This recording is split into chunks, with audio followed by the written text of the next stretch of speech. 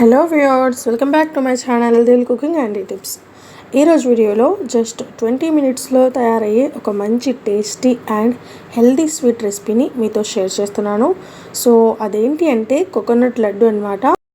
ఈ రెసిపీ చాలా టేస్టీగా ఉంటుంది అండ్ అలాగే హెల్దీ కూడా, అండ్ తయారు చేయడం కూడా చాలా సులువు. ఇంకా దీన్ని ఇప్పుడు ఎలా తయారు చేయాలి ఏంటి అనేది ప్రాసెస్లోకి వెళ్ళిపోదాం. సో ఫస్ట్ అయితే స్టవ్ పైన ఒక ప్యాన్ పెట్టేసుకోవాలి. ఇప్పుడు అందులోకి ఎండు కొబ్బరి పొడిని అయితే ఒక కప్పు వరకు వేసుకోవాలి. తర్వాత ఇందులోకి 1/2 టేబుల్ స్పూన్ నెయ్యిని వేసుకొని మీడియం ఫ్లేమ్లో చక్కగా లైట్గా వేయించుకోవాలండి. ఈ పొడి మొత్తాన్ని కూడా ఒక 3 to 5 మినిట్స్ వేపుకొని కొంచెం కలర్ మారితే చాలు. ఆ తర్వాత ఇందులోకి 100 ml వరకు పాలనైతే యాడ్ చేసుకోవాలి. సో ఎండు కొబ్బరితో తయారు చేస్తున్నాం కాబట్టి కన్ఫామ్గా ఇక్కడ మనం పాలను యూజ్ చేసుకోవాలి.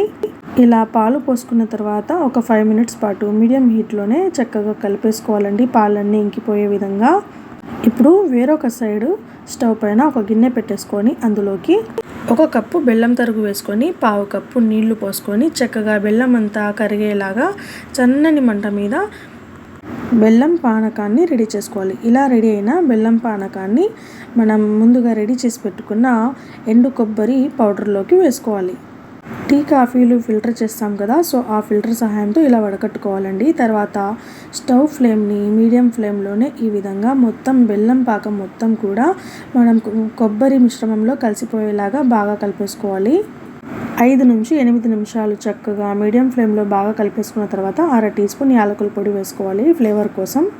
తర్వాత మీడియం ఫ్లేమ్లోనే బాగా కలుపుకుంటూ బెల్లం మొత్తం కూడా కొబ్బరి మిశ్రమంలో బాగా కలిసిపోయే విధంగా కలిపేసుకోవాలండి. తర్వాత ప్యాన్ సైడ్లకు ఎప్పుడైతే నెయ్యి రిలీజ్ అవుతుందో అప్పుడు మనము ఇందులోకి మనకు నచ్చిన డ్రై ఫ్రూట్స్లను వేసుకొని స్టవ్ ఆఫ్ చేసుకుంటే సరిపోతుంది.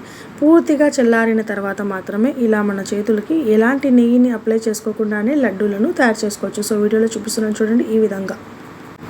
సో అంతే, ఎంతో టేస్టీగా ఉండే డ్రై కోకోనట్ లడ్డు రెడీ. నిజంగా ఈ రెసిపీ చాలా టేస్టీగా ఉంటుందండి.